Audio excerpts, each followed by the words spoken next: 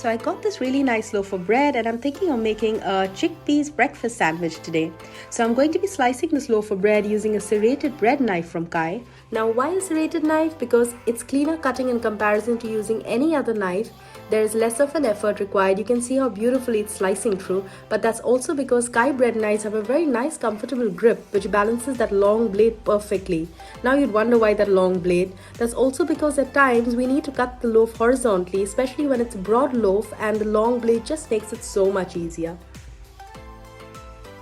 Now for the recipe, we need to finely chop some veggies, for which I'm using a basic kitchen knife by Kai that is super sharp, making chopping so much simpler, and you can see how beautifully it's mincing all the veggies with so much ease.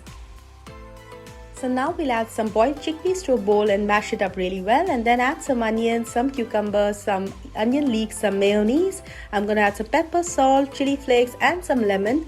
Give it a nice mix till it has a lovely creamy texture. Now add some butter to your bread, toast it both sides till it's nice and crisp, add some lettuce, some chickpea mixture, add some tomatoes to it, add another slice of toast, and there you go. So definitely try out this recipe. It's absolutely delicious, very simple to make, and I mentioned all the details in the description.